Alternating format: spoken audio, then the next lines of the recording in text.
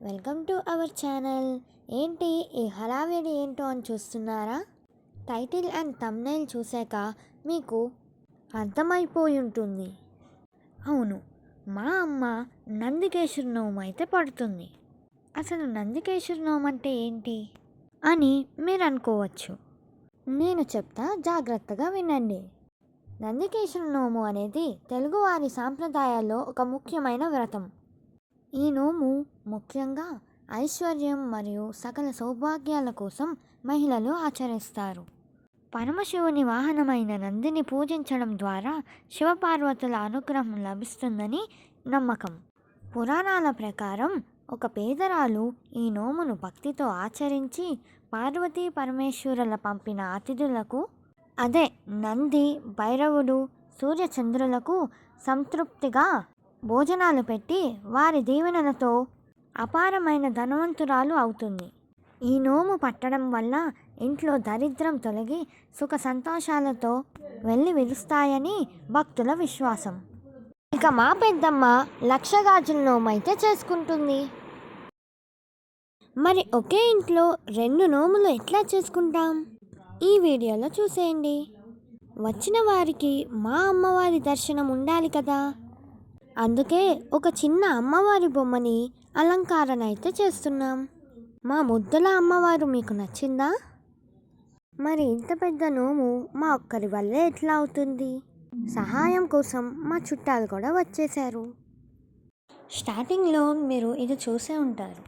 2 నోములు జరుగుతున్నాయి కాబట్టి ఇంట్లో ప్లేస్ సరిపోదు. అందుకే వచ్చిన వారు బయట కూర్చుంటే ఎండ తగలొద్దు అని ఇలా సైడ్ వాల్స్ అయితే కడుతున్నాం. అసలే ఎండాకాలం. ఒకరు గాజుల నోము చేసుకుంటున్నారు అని చెప్పాను కదా, ఇవి ఆ నోముకి సంబంధించిన గాజులు. ఇంకా ఇలా ముచ్చట్లు పెడితే కాదని అందరూ తలా ఒక పని పంచుకొని వాళ్ళ వర్క్స్లో బిజీ అయిపోయారు. స్టార్టింగ్లో ఈ స్టవ్ మీరు చూశారు కదా, అంతమందికి వంట చేయాలంటే ఇంత పెద్ద స్టవ్ కావాలి. ఇంకా పని చేసి చేసి అలసిపోయి నిద్రపోవడానికైతే సిద్ధమవుతున్నాం. ఇంకా అందరం పొద్దునే 4ంటికి లేచాం. నేను మాత్రం 5:30కైతే లేచాను.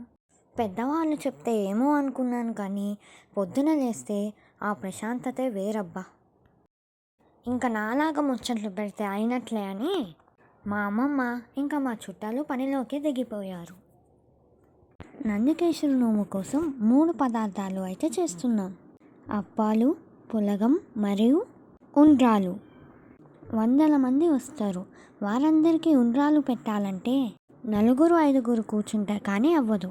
ఇక్కడ మా వాళ్ళందరూ కూర్చుని ఉండ్రాలు అయితే చేస్తున్నారు. ఇంకా వంట కూడా ప్రాసెసింగ్లో ఉంది. ఇంకా వీళ్ళని చూసుకుంటూ కూర్చుంటే నేను రెడీ అయినట్లే. అందుకే నేను కూడా తలస్నానం చేసి ఇక్కడ రెడీ అయిపోతున్నాను. ఇంకా నేను చేసే పని ఏముంది, అందుకే అలా కొన్ని వీడియోలు తీసుకుంటున్నాం. ఇక్కడ వంటలు కూడా రెడీ అయిపోయాయి.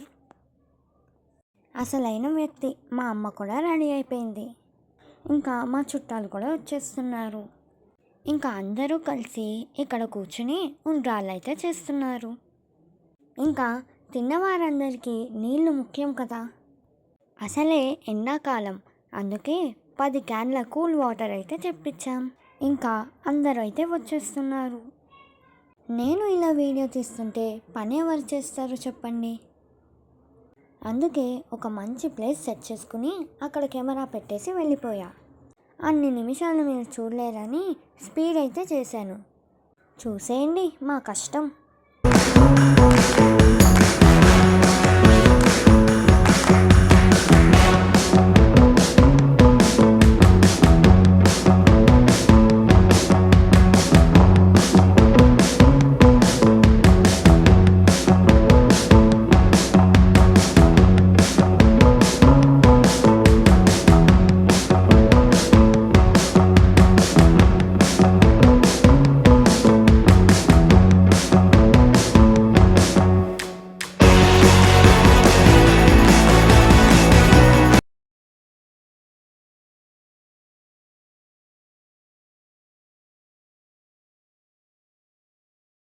ఇక అందరం ఒక నాప్ వేసాం.